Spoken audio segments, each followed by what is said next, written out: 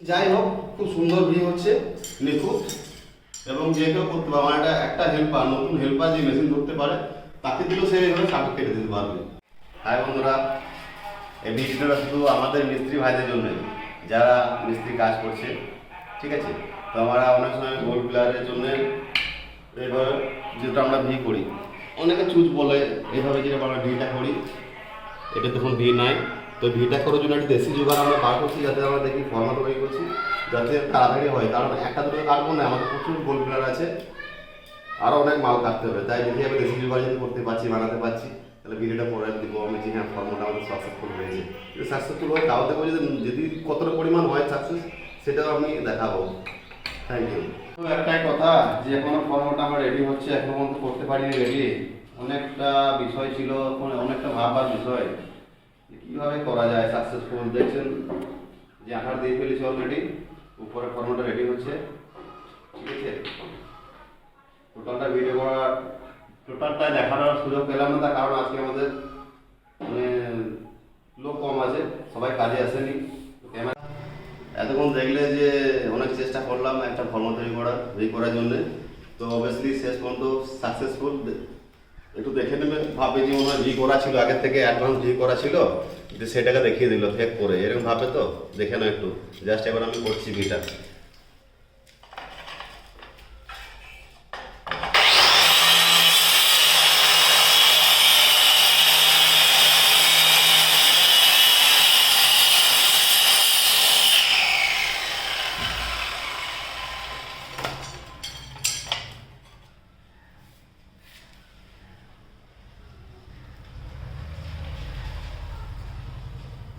Obviously হয়েছে। আর একটা দেখিয়ে দিচ্ছি গোল্ডেনের ভিডিও, গোল্ডেনের কাটিং।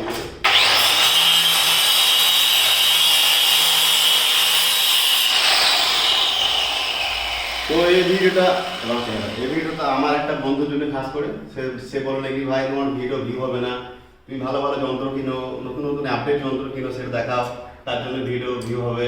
তার জন্য আমি খাস করে এই ভিডিও বানাচ্ছি।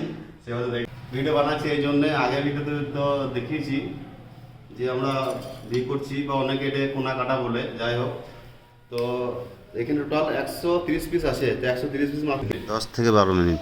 তো আজকে আমাদের লোক কম আছে, তাই আমাকে করতে হচ্ছে।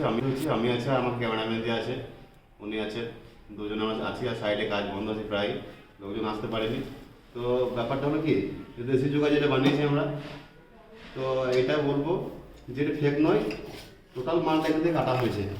দেখে বুঝতে পারছো আশা করছি, ডাসগুলো দেখে টোটাল মাল এখান থেকে কাটা হয়েছে, ঠিক আছে। তো বলবো আমি যে আমাদের মিস্ত্রি ভাই যারা আছে, তাহলে চ্যানেলটাকে একটু সাবস্ক্রাইব করে নিও। এর থেকে আরও অন্য কোনো ভিডিও আছে, আমি এর আগে অনেক কিছু করেছি, যেগুলো ভিডিও দেখাইনি বা চ্যানেলটা খুলিনি।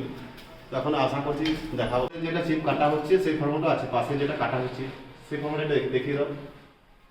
পাশে ফর্মটা আছে, এই মেশিন দিয়ে কাটা হচ্ছে চিপগুলো, বুঝতেই পারছো। এটা সবাই জানে, কমন যে এখানে কাটা যায়, সবাই জানে এটা, হ্যাঁ এইভাবে কাটতে হয়। যাই হোক, এটা একটা ইউনিক বলে মনে করছি আমি, কারণ আমি অনেক ভিডিও দেখি, আমিও দেখি, টিকটক দেখি, ভিডিও দেখি, ফেসবুক দেখি, সবাই দেখে।